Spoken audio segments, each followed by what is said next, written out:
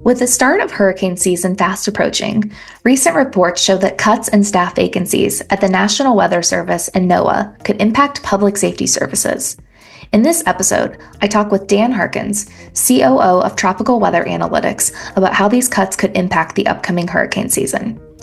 While the U.S. is talking about investing in a massive-scale Golden Dome for missile defense, Dan argues that we should consider a similar investment into weather monitoring capabilities, not making cuts, given how extreme weather events lead to a loss of life and disruption for both people and businesses.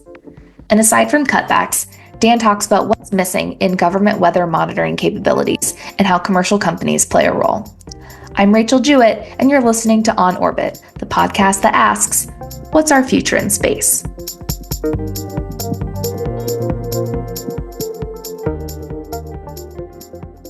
Hi, Dan. Welcome to the On Orbit podcast. Thanks for being here. Thanks very much, Rachel. It's great to be here. With hurricane season about to kick off, things are looking really different at NOAA and the National Weather Service this year with cuts under the Trump administration. You've been pretty vocal about these issues on LinkedIn, so I wanted to have you on to talk about what the impact of these cuts could be, and even pre-cuts, what has been lacking in satellite capabilities for weather forecasting today. So really appreciate you being here. I think this is going to be a really interesting conversation. Yeah, I would say prior to the cuts, I've been pretty vocal that NOAA has needed to upgrade their hurricane hunter capabilities, or observation capabilities anyway. A recent GAO report that came out shortly after the cuts showed that the hurricane hunters, as they are, weren't meeting the demand because the demand is rising. And obviously, the aircraft are getting older, and the aircraft can only fly so many missions. And then there are mechanical issues, obviously pilots. You can't, pilot fatigue. There's only so many pilots for those aircraft. So, it's not a infinite resource as it was. And now we're seeing cuts. Even to 2 flight directors will let go in these cuts. Hurricane season's approaching. It's not a good time to be scaling down. We already needed to scale up. And now to have this happen, these do not cost money. These create something like a 70-to-1 return on investment for every dollar spent on it, because it's not just hurricanes, it's extreme weather events. Even routine weather events impact businesses and communities. So the more you can forecast, the better you can forecast, the better you can plan and reduce those losses. And of course, the loss of life is maybe the biggest thing. The whole reason why we have hurricane hunters in the first place and decided to get into this weather observation and satellites and balloons was to prevent the loss of life. It's not just about money. It's definitely a humanitarian mission that we really need. I mean, we have a military. The military's here to protect us, right? Weather observation is the exact same thing, only we are under attack by Mother Nature all the time. So it's time we strike back, I guess, at Mother Nature somehow. Yeah. So give me a little bit of background on you. When we've been emailing, you've got a nickname, Hurricane Harkins, as your name on your email. So tell me about that, and how long have you been passionate about the weather space?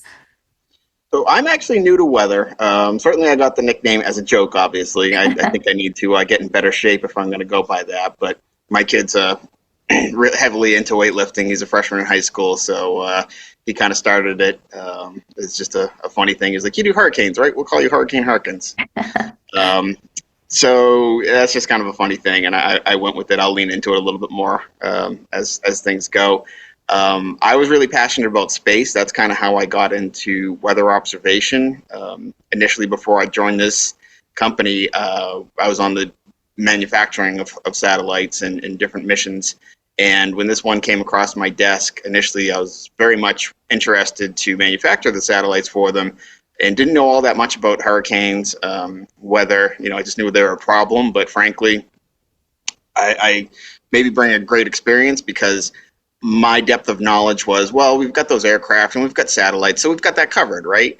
And not knowing that, across the globe, this is a problem, and only the U.S. has this fleet of hurricane hunters. And sometimes we do send them out. Ireland had some crazy event earlier, late last year, and the NOAA's hurricane hunters went over there to observe. So I realized what the problem was with extreme weather events and where observation gaps existed and how satellites could fill them. And this was maybe the best one that I saw. They had already been on space station for 5 years. Um, the amount of research and development NASA and DoD funded already, so somebody's already picked up the check for that. So it's not it's unusual for a space company to try to get to orbit and already have the technology settled. We don't have to commission the satellites for a very long period of time. We don't have to proof or validate the technology. We already understand how to do that with those 5 years, and somebody already paid for us to develop the technology in the first place. So that's kind of how I came into this, and so I've been passionate about it for 5-6 years now. But I'm still a newbie, still learning for sure, and thankfully there's a lot of meteorologists that are out there and explain things to me so that I can understand where the problems are, where the gaps are, and frankly, it's kind of a funny thing. One of the biggest gaps, it's called the holy grail of weather observation, is 3D wind. And even on our team, for the amount of years that they were developing it, they were really just developing these hurricane hunters to get accurate cloud altitudes and model hurricanes in a different way, so that they could, make an earlier prediction by 12 hours and make a forecast intensity and track 2 times more accurate than what we currently have. By the way, the tracks are very good right now, but there's always, every year, there's a couple of outliers. Hurricane Ian was one. Beryl was one last year. So this is just one storm really justifies any upgrade to hurricane observations because it can save a lot of money. So is your company Tropical Weather Analytics, is it trying to basically produce a satellite version of the Hurricane Hunter planes? Yes, there are some things that we do that they can't do, and there are some things that they do that we can't. Now, for a country that doesn't have these aircraft, it is fantastic because the aircraft cost something like $250 million a year just to maintain and run, where our satellites only cost $2 million a piece to launch and operate, for one. So there's a good cost economic benefit there. And I'd say that maybe the biggest thing is the advantages of ours is we will be 24/7. So every 2.5 hours, we're taking those measurements and getting those observations.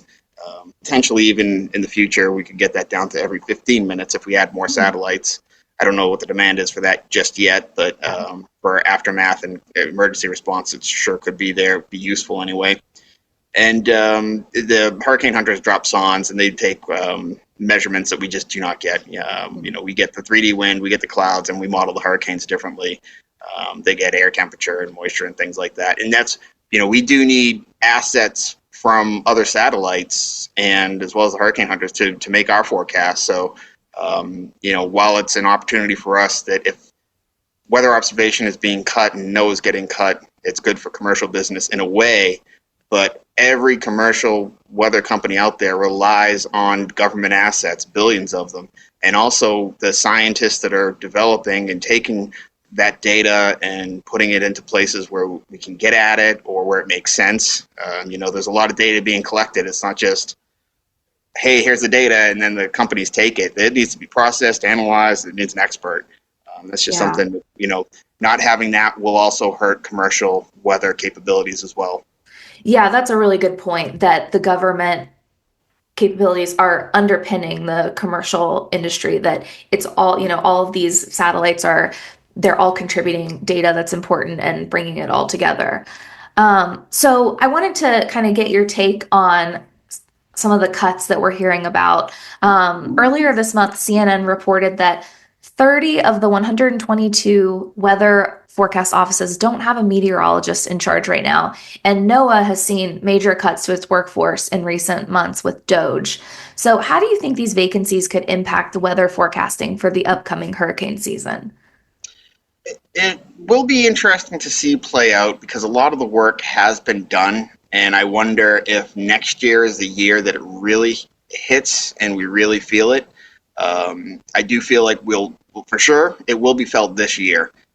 Maybe not as dramatically, but the other thing is it really depends on the hurricanes because if a lot of them are going out to sea and never make landfall, We really don't know.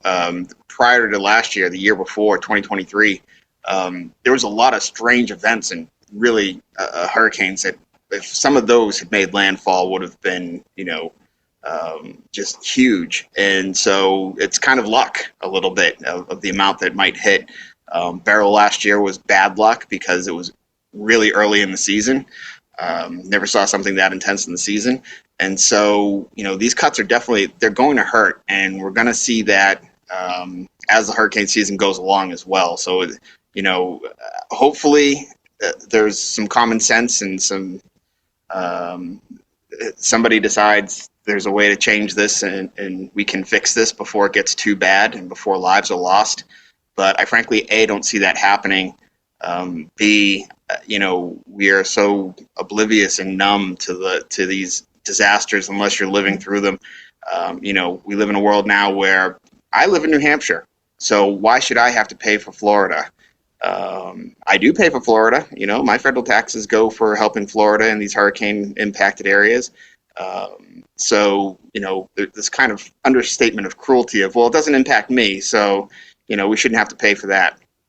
But it does. I think that's the other thing that we really get wrong, is that the disaster response is something that we pay for. Okay, if that gets cut too, and everybody is just left on their own, and people that are stuck in hurricane impacted areas just have to figure it out on their own without any help from the federal government or disaster response or funding, that still impacts us, because there are things and businesses that are in those areas that have an economic impact that, we are all in this together. I don't understand how we can be this large of a country and the things that impact one thing and act like we're separate in some way. It's just dumb thinking. It's short-sighted, and in the long term, it really hurts us all economically and just on the level of how it impacts lives. It's not just about deaths or injuries. Many people don't go back to where they once were. Communities are devastated. They never revive. And we really have to do the most we can to lessen that impact, because it's the right thing to do.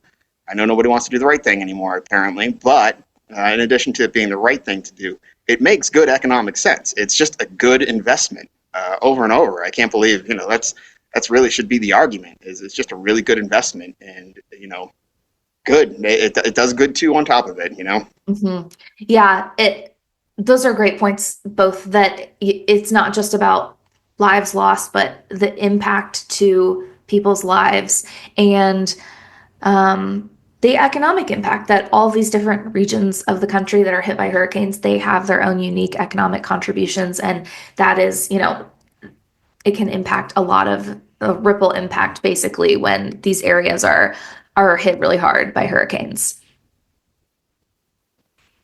Exactly.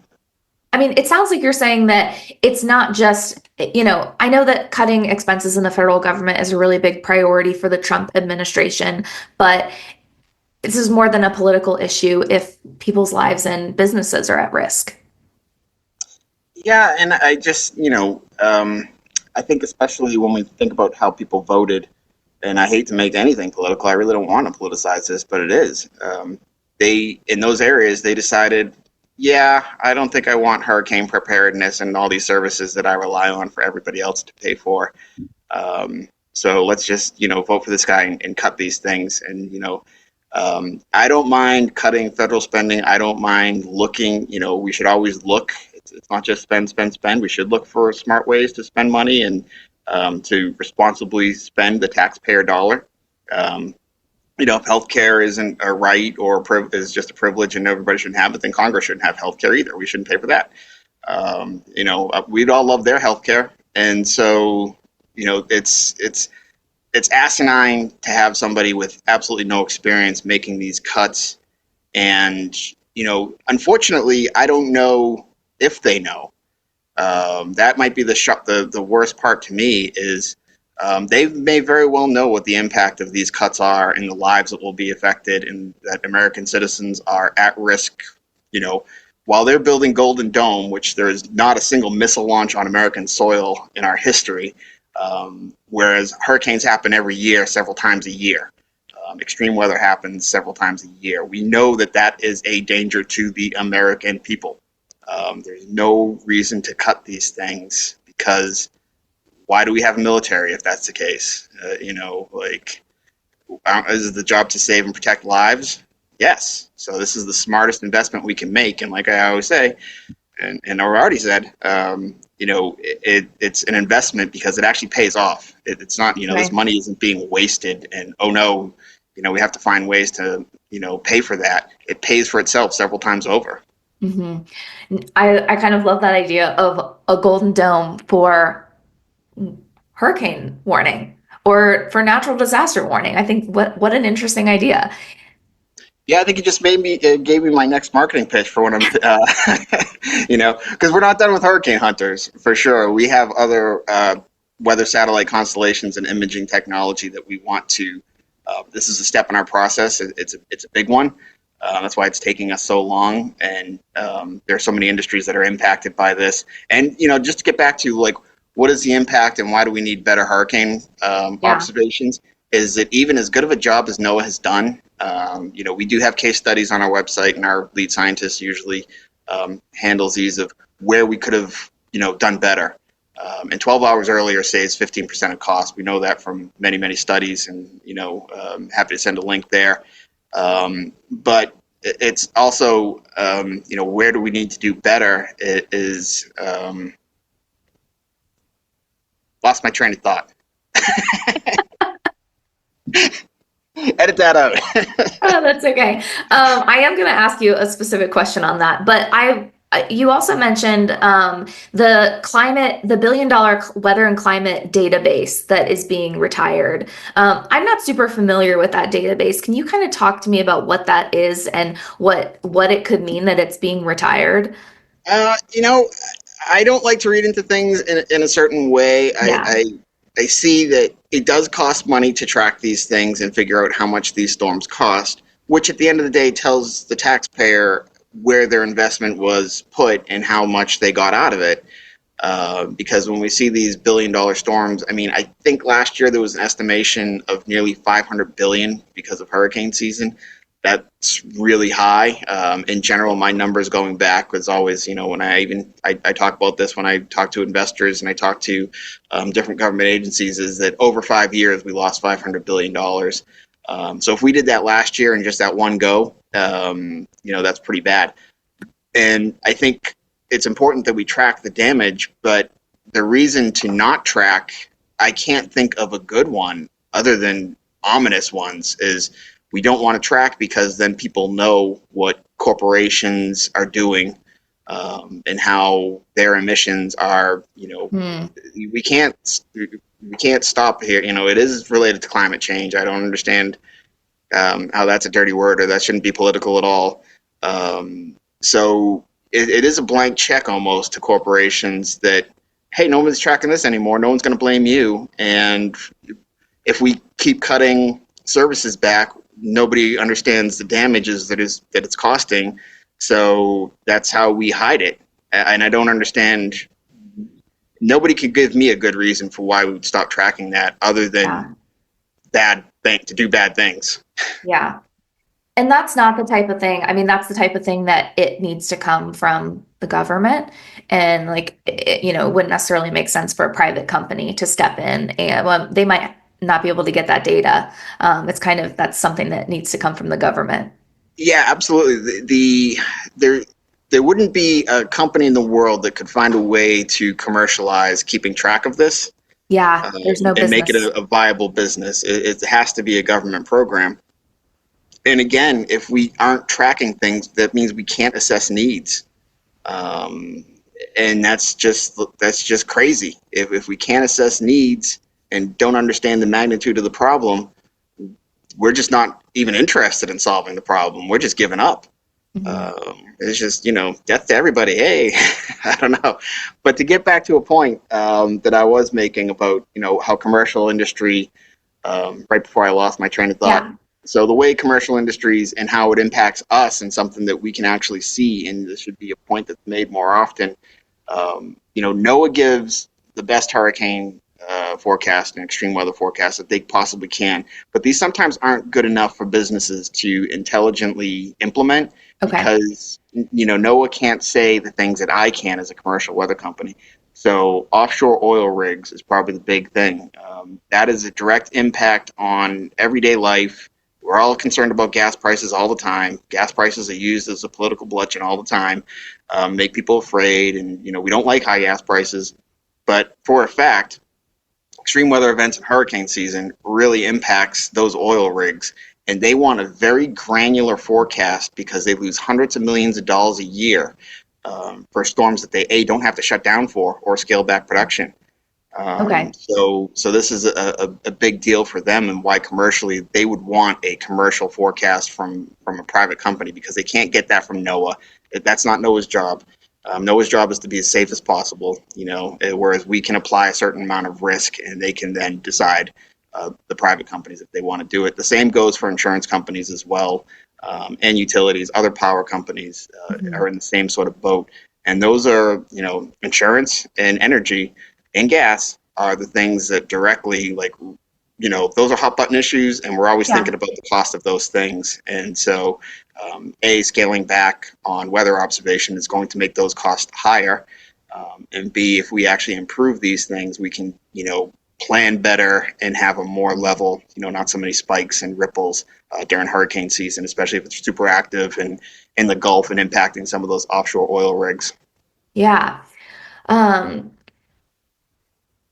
so what are some of can you talk a little bit about the difference of like what a commercial company like Tropical Weather Analytics can provide to say an oil and gas, like an offshore rig in terms of weather forecasting that is, that they aren't getting from NOAA? Well, I'll try to be brief, but Yeah. one thing I like to say is we incentivize companies to do the right thing.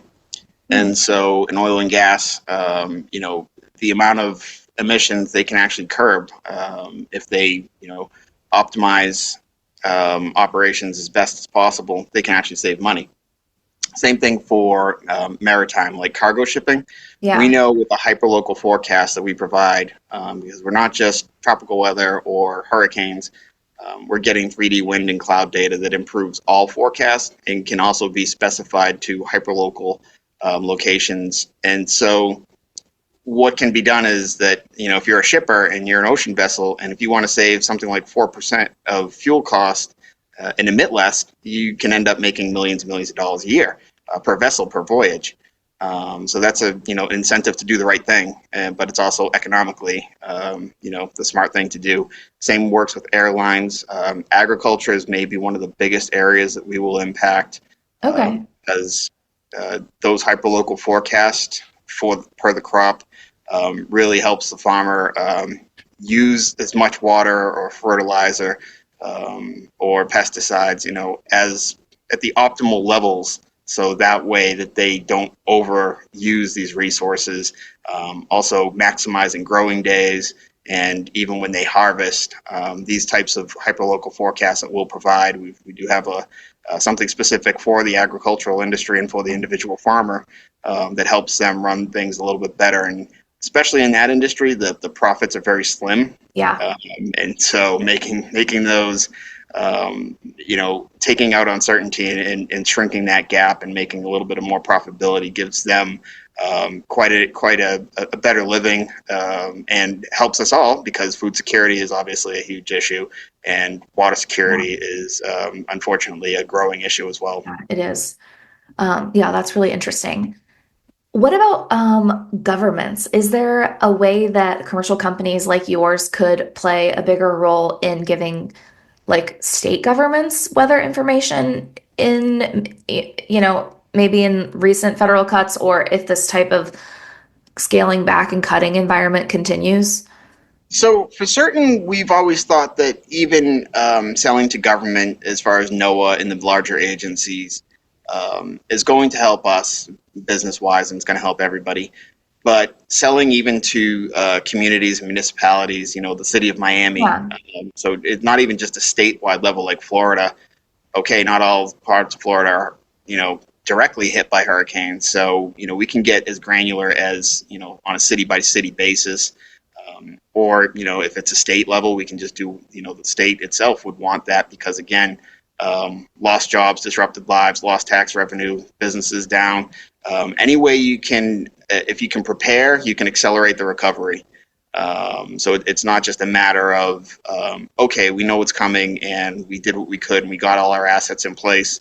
The recovery and accelerating that is a big deal. So there's nothing we can do to stop a hurricane, but we can definitely minimize that, the effects that it has on things.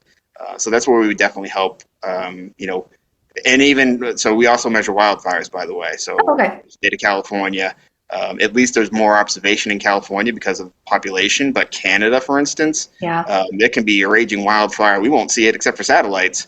And then by then, we may not see it until it can get out of control. So getting it contained.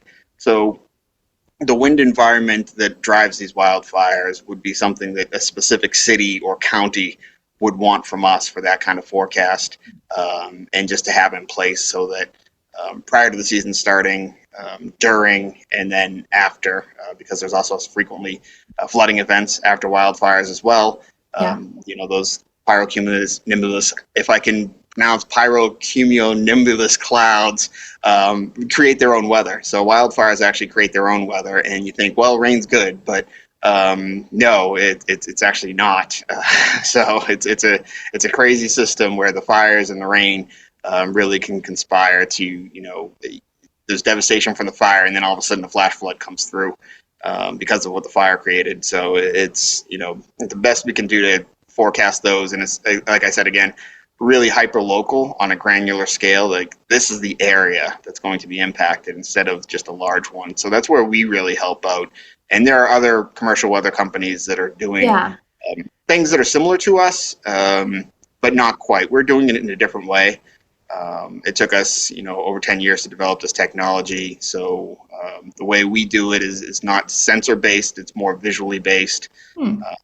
And because we measure in 3D, we get like cloud top heights and specific to altitudes at 100-meter scale, which right now even wind in the vertical and horizontal from satellites is at 1 kilometer scale. Same with cloud observations and altitudes, and we're getting that down to wind speed at 100-meter scale, cloud features and altitudes at 100-meter scale. So it's a huge factor that we're improving, and that's why the benefits are borne out on those local scales that we can really apply. Is that a challenge for you in a business sense, though, when it's really valuable at a hyper-local that your sales have to be hyper-local? Like, you might be selling to a specific, like you said, city of Miami. That's a lot of potential customers to reach. Yeah, so there's something like, I don't know how many million farms across the world, but even something like $100 a month app that the farmer gets on their phone, that's a product for us that we're going to sell. Even though there's a much bigger data product and a much bigger forecast product that we can sell to an industry. So we work from like the specific level down to that, and then we work in big data that we sell to experts that can then turn it into something. And then actual custom solutions that people can tailor, either on a government basis or, like I said, on a municipality or somebody else that's more granular. So we go from very small to very large across that scale. And it took us, that's a good 2-3 years of research, talking to customers, end users, talking to meteorologists, talking to industry experts. We only picked 6 industries. There's not a industry on the planet that is not affected by weather, but we can't do them all. So we really had to zero in on like 6 particular ones that we know. These we can help. These we can dig in, do the research, and understand. Excuse me. So tell me, what's the status of the satellites? When are they going up? Well, we are contracted with Phantom Space, and so they are going to build, launch, and operate our first 2 satellites, and this will be followed by 18 more at least. So those first 2 satellites, it's looking like very end of 2026, early 2027. It is the The first two are kind of attached to their launch vehicle, and rockets are obviously not as easy and always cost more Yeah. money to make. So the satellites themselves are pretty easy, and we are actually looking at, yeah, especially with these cuts, we're revving up for something we're calling Project Lightstorm, which will be a skinnier version of the satellites, a little bit slimmed down in capability, but we can do faster, and we can launch them on anybody else. Phantom Space will manufacture them for us, and then we just find a launch vehicle and get them up there. And we could get those up. I mean, if money wasn't an option, we could get those up in a matter of months. I'm hoping that we are doing a public thing very soon to try to generate that kind of rapid response so that we can actually solve this problem before it's a bigger problem next hurricane season. And like I said, extreme weather and routine weather, we're still helping there too. Yeah. So are you using like data from the satellites, like government satellites at this point? That is ingested into our models. Mhm. An interesting story about this is this started way back in the early 2000s as something called Project Ramos. And we were going to build a very large 2,000 kilogram weather satellite. And Russia was going to build the other one. That way, these Mhm. satellites would operate in tandem. And this was to improve relations between the U.S. and Russia. Hmm. Um, but unfortunately, about $80 million into that project, it did get canceled. Vladimir Putin was the driving reason, tried to place our founder under arrest while he was in Russia. Oh, Um, wow. yeah, barely got out of there. So shortly after that, that project got canceled. But NASA and DoD and other agencies still wanted to continue the research side. So Okay. while that satellite was getting mothballed, that we went down the research end at least, and the new GO satellites actually was what allowed us to shrink our own satellites down because back then we needed a temperature from the ocean that was going to be a real big power hog and was really expensive, and it caused the satellite to be very large. There were a couple of other things that we needed to get as well. And the new GO satellites, I want to say, I'm not sure which year, but the 2016, 2018 range. We knew that once those were up, we didn't need to do that anymore, and we can make the satellites very small. So we are relying on GOES measurements specifically for some of our hurricane modeling that we need to ingest. Otherwise, we may not be able to do it. Well, especially the hurricane modeling, we would not be able to do it without the GOES satellites. Yeah. So I really fear, because there has been a drive for about 10 years by other commercial weather companies to put those NOAA assets behind a paywall to benefit Hmm. their own weather companies. And I really feel strongly about this. Is that number one, we paid for that. Number two, it's just wrong blatantly. And number nine, that we paid for it, but it's just the wrong way to do things. I can't imagine knowing that the tornado is coming and us not putting a push notification to anybody that has our weather app and saying tornado warning. But that's what some commercial companies are doing. They say, well, tornado warning for paying customers, everybody else, ha ha Oh, ha. yeah. And I don't understand that mentality. Maybe if nobody buys our hurricane forecasts, maybe we go that route and go super evil and I build my lair and get a volcano and all that good stuff. But I don't see that happening. But hey, who knows?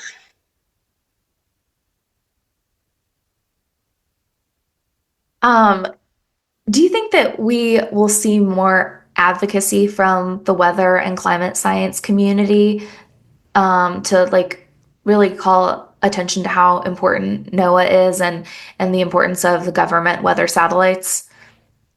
I sure hope so. I'm not seeing outrage translated into action. I'm going to be 100% honest there. Yeah. We're talking about it. People are saying, but I have noticed that it's kind of the status quo. People are afraid to say things, frankly. Like there are certain companies that I don't understand, based on public statements and actions, how you show up to work for that company and help them better their goals when they're clearly a security risk to us. They're clearly, doing bad things to people. And so I don't know how you go punch the clock for that. And I think especially in the space industry, I will just say I think everybody's afraid to speak out because, well, where are the contracts going, and how's the company going to survive? And so if I make this person and that person mad, then we're going to get cut out of the deal. I want that Golden Dome money. So I'm really worried that the outrage is behind the scenes. Yeah. And otherwise, just maybe it's keyboard warrior outrage, and we're not really getting the action to go along with it of what are we going to do about this, because this is a problem that's only going to get worse, and we really need a strategy and a vision to overcome that, because lives will be lost and communities will be disrupted, and we just, if you want to cut these things, there better be a plan in place to replace them, and figure out what to do, because letting these things happen is not viable. It will tank our economy. It literally will. This is not monitoring extreme weather and having these things happen is an event like the housing market times 10 of 2008. It's that kind of crash, and it impacts those Fortune 500 companies and the companies that are traded on the stock market. It really affects them. They can get wiped out by extreme weather too, just like any of those companies that are vulnerable. They will see their stock price, smashed and never recover, and that means a lot of people lose their savings, and 401ks go down, and it's just less money, and there's just such a ripple effect when it comes to weather. It's crazy, all the little tendrils. It's like a spider's web. Pull one and it makes everything weaker, and it just they keep pulling at it, and it just all comes apart. Yeah,